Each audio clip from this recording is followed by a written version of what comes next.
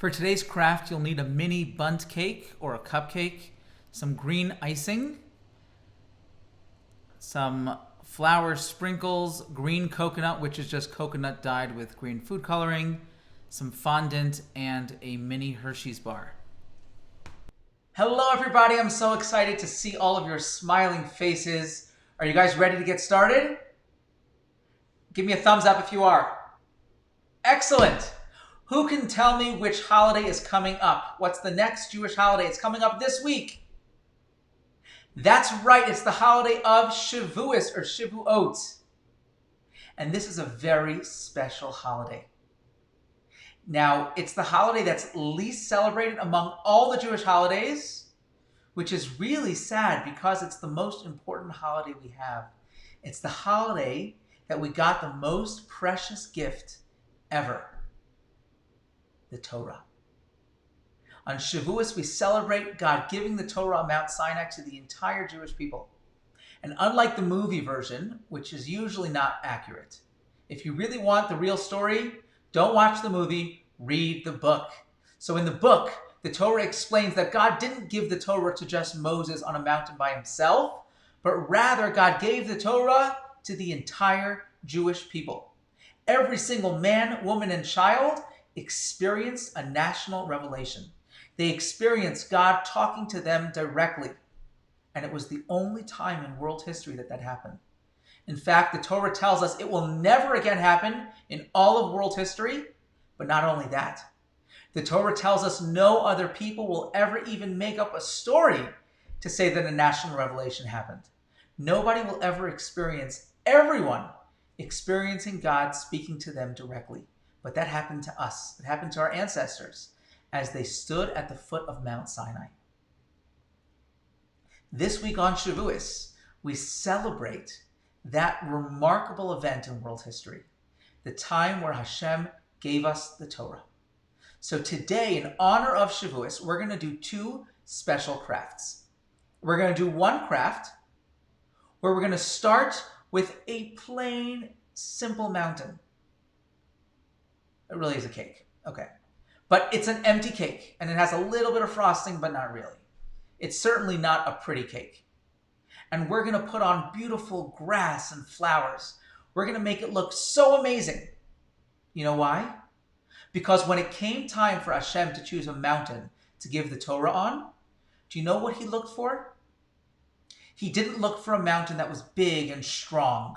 He didn't look for a mountain that was beautiful with flowers and grass. Do you know what Hashem did? He found the mountain that was most humble. A mountain that was simple, wasn't too big, wasn't flashy and beautiful with running hills of green grass and flowers. It was just a simple, plain mountain. And he chose to give the Torah on that mountain to teach us how important the characteristic of humility is. How important it is to be humble, not to brag. That even if we may have some incredible gifts, we should be proud of the fact that we have those gifts. But we need to recognize that those gifts don't make us greater than somebody else. Those are gifts that were given to us by Hashem as a present for us to use and utilize to fulfill our special mission. That's right. Every single one of us has something special to contribute to this world that nobody else can do. And that's why you were given the gifts that you have. I have my gifts, and you have yours. And because we each have different gifts, we can accomplish different things. And that's okay. Those differences are what make us special. But we should never feel haughty. We should never feel a sense that we're better than somebody else because we have a special gift. And we learn that lesson, and we remind ourselves of that lesson over and over again with the fact that Hashem chose Mount Sinai of all the mountains, the mountain that was simple and plain. But a special miracle happened. When it came time for Hashem to give the Torah, the mountain began to sprout beautiful green, lush grass. It began to sprout beautiful flowers. And the simple mountain was beautiful on the outside because it was really beautiful on the inside. Because it had beautiful midos, beautiful character traits. So our first craft, we're going to take this plain mountain and we're going to fill it with beautiful grass and flowers. The second craft, we're going to make flowers to put on our special, beautiful Shavuot table. Now, we're going to now open up our crate. Let's organize our things. We have the Mount Sinai cake. We have fondant, coconut grass, our frosting, and our flowers. So let's move these to the side because we don't need those yet. And we're going to start with our Mount Sinai cake. So let's start by opening up the container. And if your Mount Sinai cake is not in the middle, you can just scooch it over a little bit if you want. That'll just make it easier for us as we are preparing our special edible Mount Sinai cake. If you haven't done so already, now would be a great time to wash your hands very well, or you could put on a pair of gloves. I washed my hands right before we started. So first thing we're going to do is we're going to open up our frosting. So we're going to open up the frosting, and you'll see that there's a tip on here right now. This tip we're going to actually remove just like this, and it's going to reveal a bigger tip inside. So we can just put that on the side.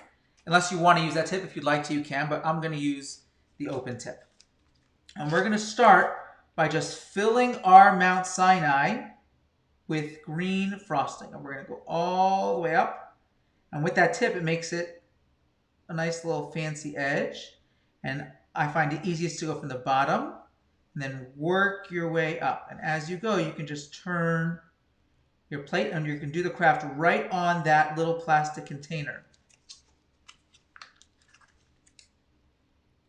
So just keep on keeping on.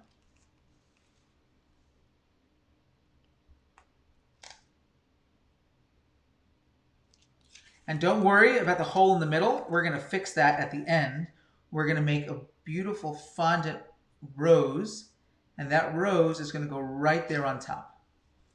So just keep on piping your frosting. You're going to go all the way around.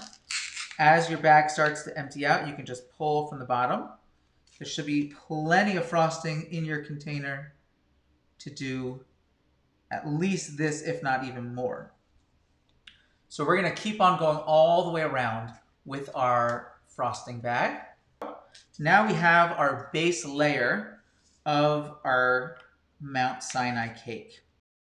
So the next step, we're going to take our coconut. If you don't like coconut, you can leave this part out. Don't worry about it. We're just going to open up the container. And you can just shake the coconut over your nice little mountain.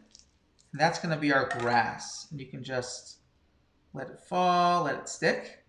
We're now opening up our sprinkle container, if you didn't do that yet. And we'll just take the sprinkles and put them all around. And those are our flowers. And we're watching the miracle of Mount Sinai coming alive with beautiful, beautiful flowers. And it's okay if they fall down, because we have grass everywhere. We have grass on the mountain. We could have grass on the foot of the mountain. And you could just put those flowers all around. Now that we have our flowers, we're ready to do the really fun part. We're going to make a rose that's going to go right in the middle to cover that hole. So we're going to start with our fondant, and everyone has a different color. So don't worry about what color you have if it's different from mine. And you actually have 2 of these, so you can make another one later, or you can make something else with it, or you can mix and match different colors. But I'm going to walk you through how to make a fondant rose. So we're going to start by just taking the fondant out of the container. Let's move our Mount Sinai over for a second. It's kind of cool. This fondant is like Play-Doh. And we're always told not to play with our food, and here we're exactly doing that. We're playing with our food. First thing we're going to do is we're going to take a little piece like this, roll it in your hands, and make like a little point. It should look kind of like that. Now we're going to take a little piece, make a circle, and this is going to be the first petal that's going to go all the way around. So we're going to start by just spreading out the fondant on our hands. And make sure your hands are nice and dry for this. If your hands are wet, it's not going to work. So once you have that done, we're just going to wrap it all the way around like that. And that's going to be the middle of our flower. At this point, I like to just give it a little bit of a rose shape. You don't have to do this part. And then just stick it back on your countertop. Now the petals are actually the easy part. All you're going to do is take a little ball. You're going to roll it around and then just press it with your thumb against your hand. Just like that. The thinner you make them, the more rose-like it's going to look. And then once you have it, you just wrap it around, stick it, and then you can fold it over a little bit if you'd like. And then just press it in. And we're going to keep on doing the same thing over and over again.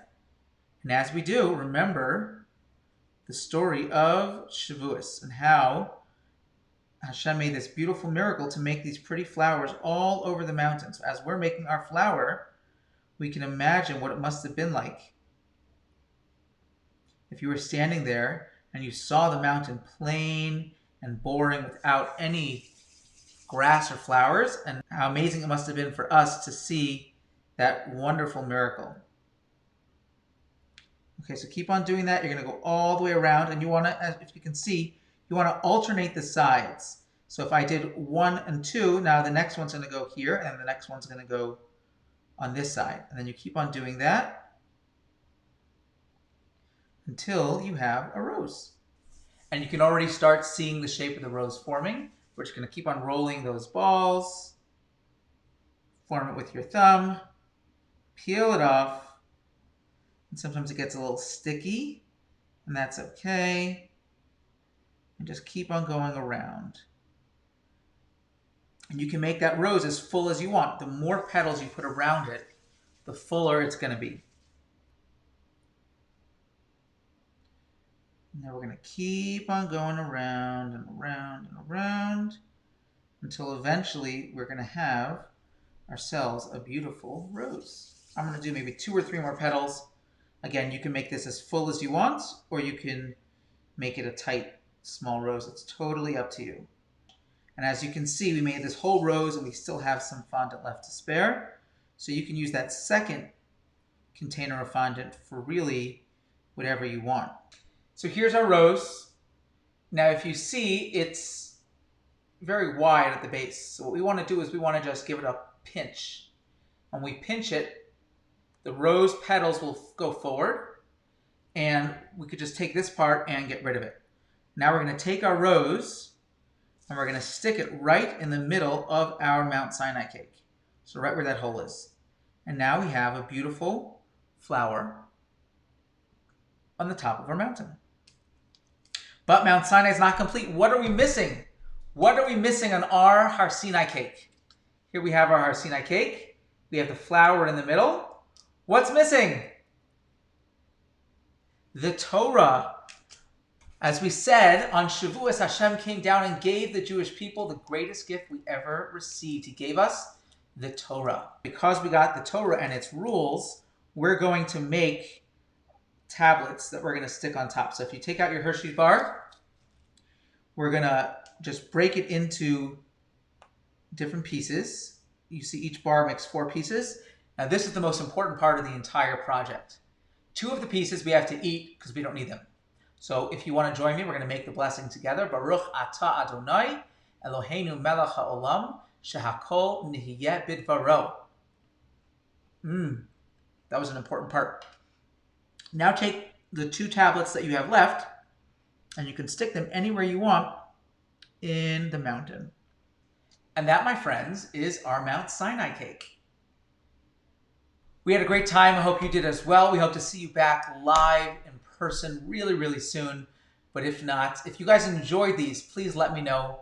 You could do it in the comments on Facebook, or you can send me an email. If you do like them, we'll start doing these a little bit more regularly. We're thinking maybe to do a Shabbat, a special Shabbat crate type of activity before Shabbat, maybe weekly or monthly. So let us know if you like them. If you do, we'll do more of them. Otherwise, we'll just wait until we can see you in person.